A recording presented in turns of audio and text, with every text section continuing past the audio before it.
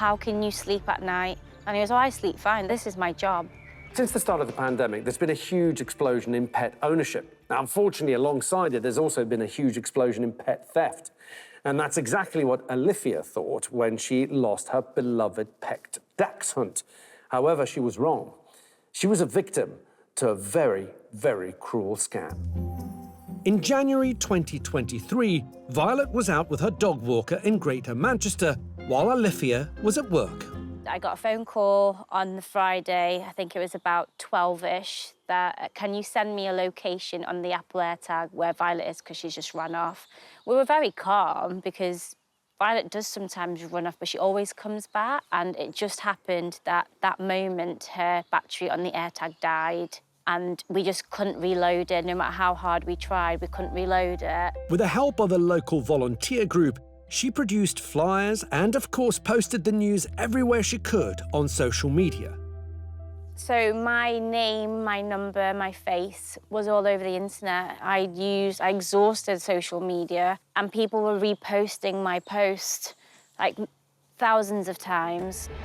Spreading lots of information far and wide seems like a sensible thing to do, but it gives an opportunity to scammers. They scour the web for lost dog reports. When they saw Olivia's, they decided to strike. After a sickening 24 hours with no sign of Violet, one of them called her, claiming he had the dog. He didn't, of course. All he really had was the detailed description from Olivia's online posts. And obviously, at first, I was so joyful. I was like, oh my God, someone's found Violet.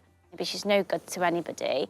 And then he said, that's fine, you can have her back, but you have to pay for her. So I was fine. You know, there was a reward going to go out anyway. I don't mind paying you for my dog. Can I have a picture to make sure she's safe? So he started off at £2,000, and then I asked for another picture just to make sure that she was okay, just so it gave me a peace of mind.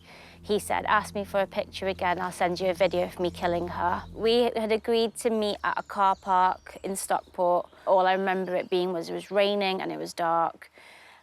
He said that there will be a white van parked in the car park and I were to approach the car park. I drove to the place, and when I got there, there were a few cars parked, but there was no white van. Looking back now, I wouldn't have recognised myself. I was such a mess. When they rang back, I said, look, I'm here with your money. Please give me my dog. And he said, well, you're too late now, we've left. Of course, they were never there in the first place because they never had Violet. It was all a scam. And Olivia had lost £500, and even worse, her precious dog was still nowhere to be seen. I said to him, how can you sleep at night? And he goes, oh, I sleep fine, this is my job. I do this for a living.